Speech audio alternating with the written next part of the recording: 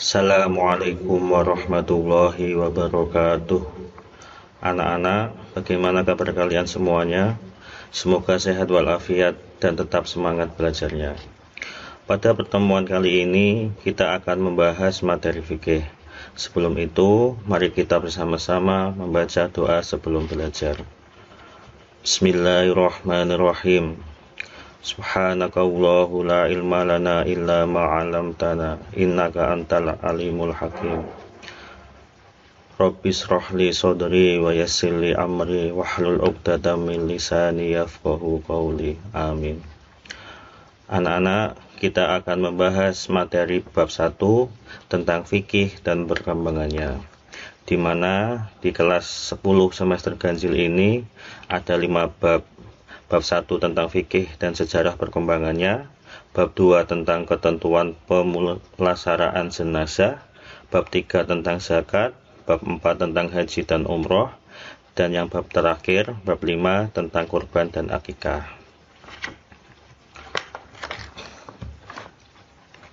Karena ini adalah pertemuan pertama, sebelum masuk materi, saya akan membahas sedikit tentang sistematika pembelajaran yang akan saya sampaikan. Pertama, sumber belajar materi ini dari buku paket Fikih kelas 10 Kementerian Agama dan buku LKS Fikih kelas 10. Sebelum memasuki materi, silahkan disiapkan dulu bukunya. Untuk file PDF buku paket sudah saya share di e-learning. Kemudian yang kedua, di sini ada kompetensi inti atau KI dan kompetensi dasar atau KD. Silakan dilihat di LKS halaman 2. Di situ tertulis semua KI dan semua KD.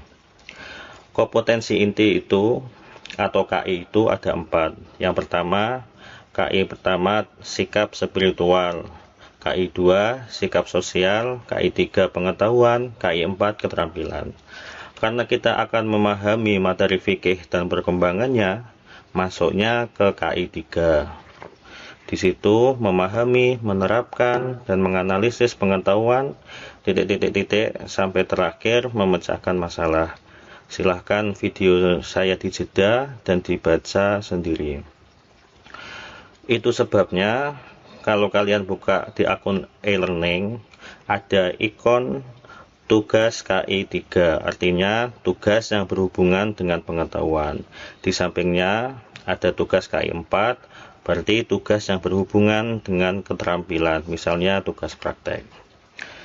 Setelah kompetensi inti, di bawahnya ada kompetensi dasar, yaitu kalau bab yang kita pelajari, kompetensi dasarnya apa?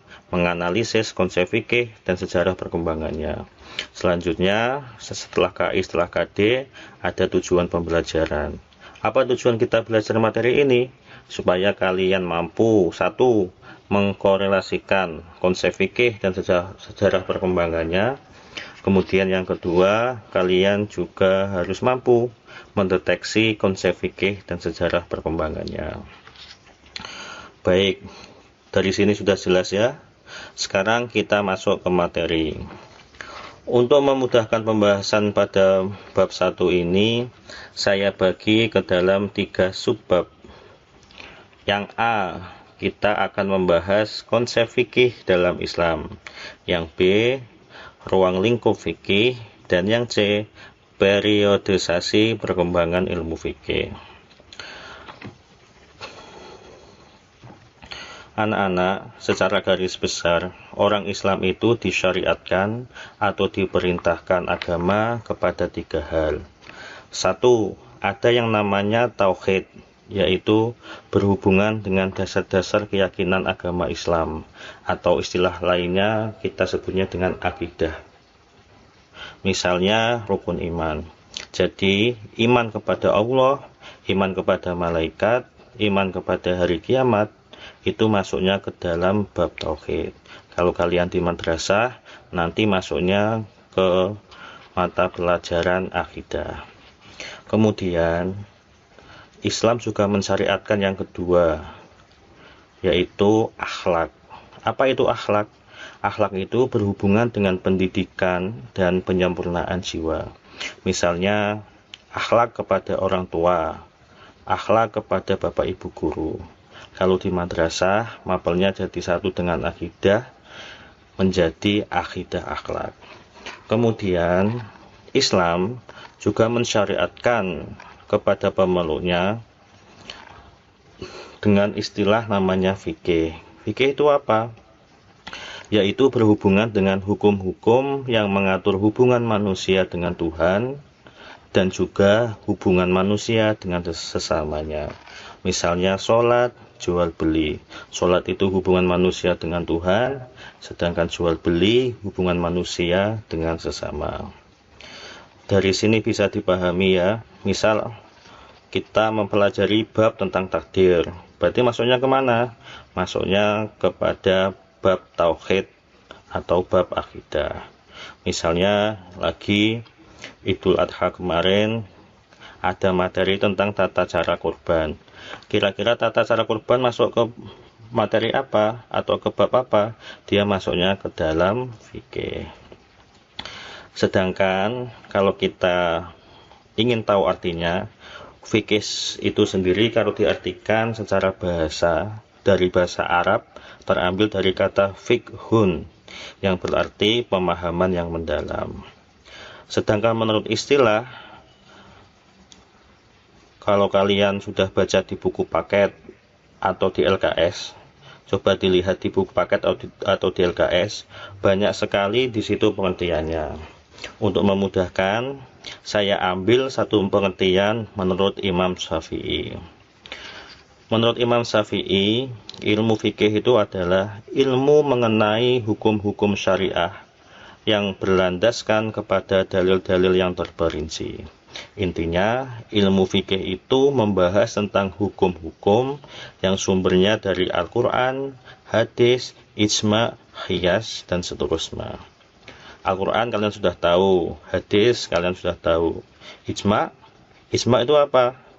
Qiyas itu apa? Nanti akan kalian pelajari setelah mempelajari tentang bab fikih dan perkembangannya. Demikian pembahasan bagian A tentang konsep fikih dalam Islam. Sudah bisa dipahami dari sini? Kalau belum, silahkan diulangi lagi video saya, baru kemudian menginjak ke subbab B. Kalau sudah paham, baru videonya diputar lagi ke bab subbab B tentang ruang lingkup fikih. Baik. Setelah tadi kita mempelajari tentang konsep fikih dan sejarahnya, kemudian yang B yaitu tentang ruang lingkup fikih.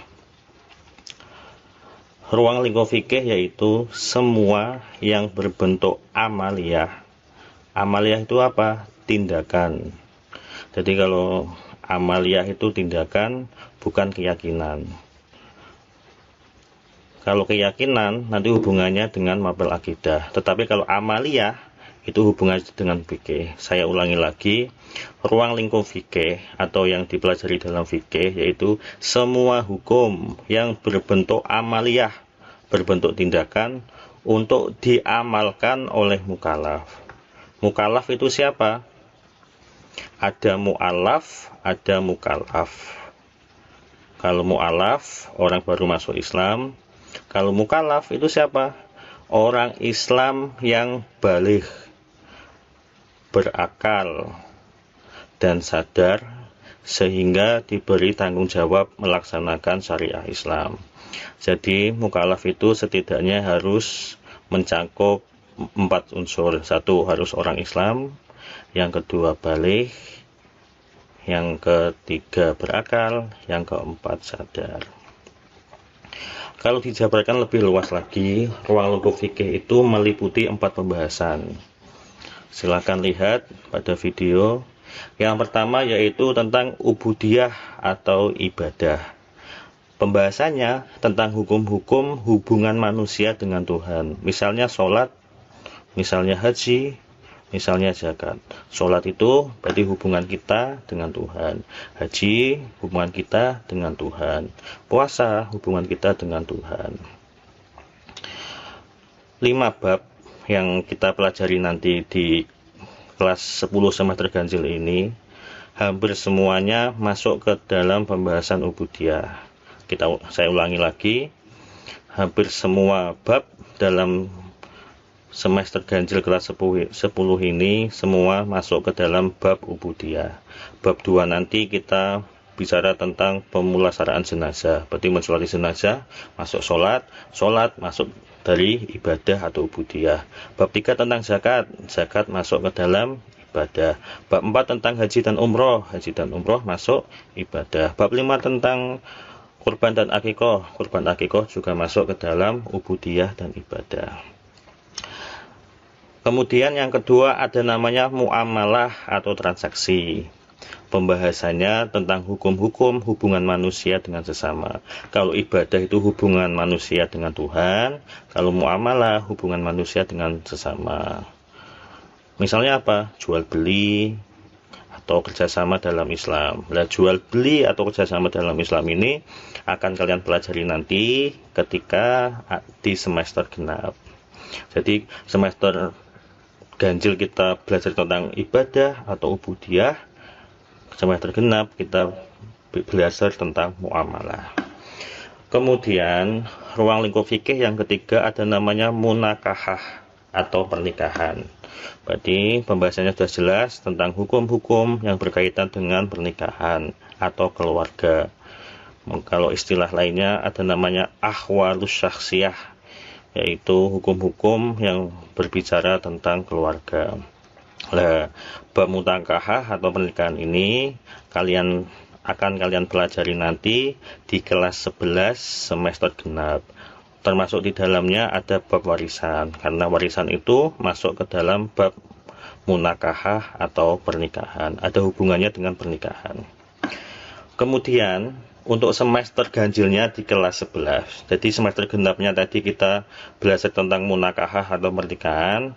Di semester ganjilnya di kelas 11 kita belajar tentang ruang lingkup yang keempat, yaitu tentang jinayah atau hukum perdata. Pembahasannya nanti tentang pembunuhan, penganiayaan, qisas, diyat, hodaf.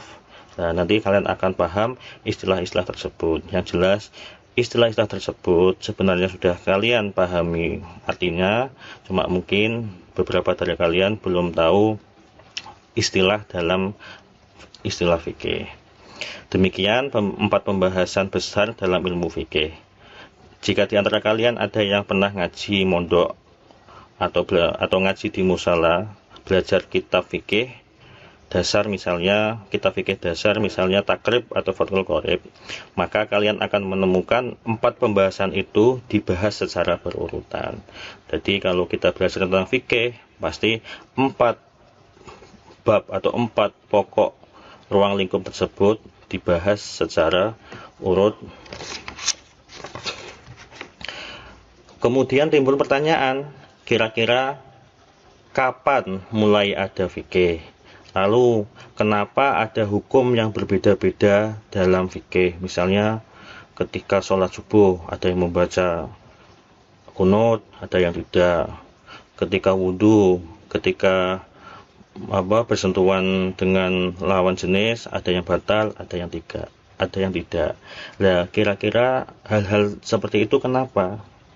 Terus tadi saya juga mengatakan menurut Imam Syafi'i, pasti kalian ada yang tahu siapa itu Imam Syafi'i, atau mungkin nanti ada siapa itu Imam Maliki, Imam Hambali, Imam Hanafi. Nah, jawaban-jawaban dari pertanyaan itu akan kalian temukan di subbab yang ketiga atau yang C, periodisasi perkembangan ilmu fikih, yang insya Allah akan saya sampaikan di pertemuan selanjutnya. Jangan lupa untuk pertemuan selanjutnya dibaca dulu LKS halaman 6-13. Dibaca dulu, nanti saya jelaskan biar mudah ketika memahami. Demikian, Semoga yang saya sampaikan bermanfaat. Kita tutup pembelajaran ini dengan membaca doa setelah belajar. Bismillahirrahmanirrahim. Allahumma inni astautuka ma'alam tanihi fadudhu ilayya inda hajati ilaihi wa la taksih ilaihi ya rabbal alamin. Amin amin ya rabbal alamin. Wassalamualaikum warahmatullahi wabarakatuh.